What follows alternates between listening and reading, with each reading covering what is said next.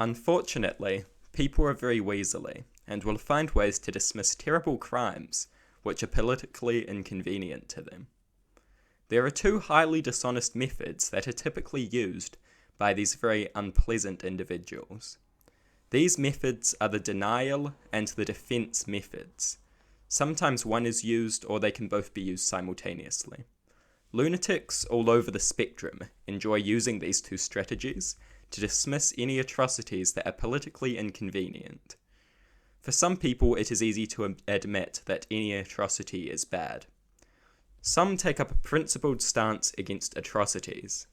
Some, however, prefer these dishonest and disingenuous defences, which they use to dismiss inconvenient atrocities.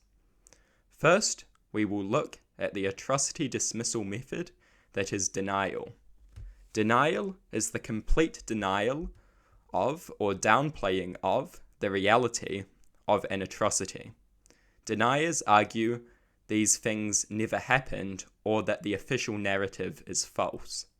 They normally claim that they are just a propaganda lie made up to make some ideology or political group look bad.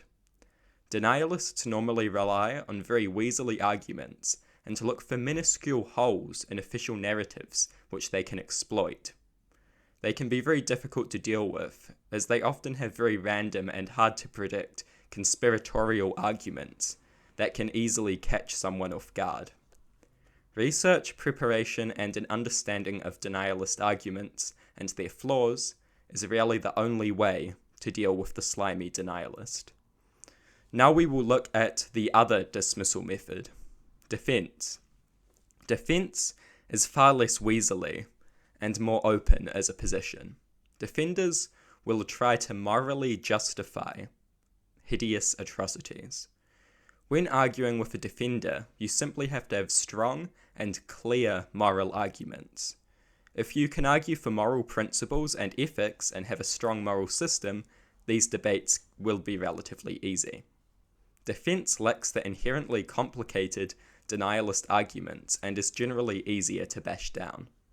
It is less conspiratorial and more evil. Evil can be more confronting, but ultimately it is generally easier to argue against than a never-ending pile of conspiracies. Sometimes these atrocity dismissal methods cross over to some extent. Some will deny an atrocity to an extent and will then defend the downplayed atrocity. They will deny it to the point that it is more viable for a defense.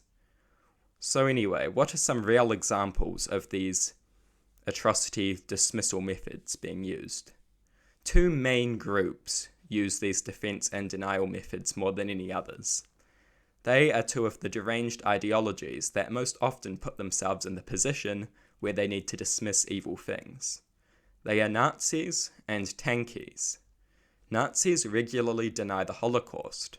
Some of them will defend it. Tankies will defend and deny Stalin's purges. Tankies regularly deny the Holodomor and the Katyn massacre. They deny not that these events happened, but that they were carried out by the Soviets. This is still denial. Going against historical realities to remove responsibility from your political side is denial. The Nazis and tankies are the deranged authoritarian extremists who most often find themselves in a situation where they defend these atrocities. This is because they follow deranged totalitarian worldviews, which have a long and gruesome record of atrocities. If ever you find yourself debating these people, good luck. You now know the two main ways they dismiss the inconvenient evil that their political ideologies have committed.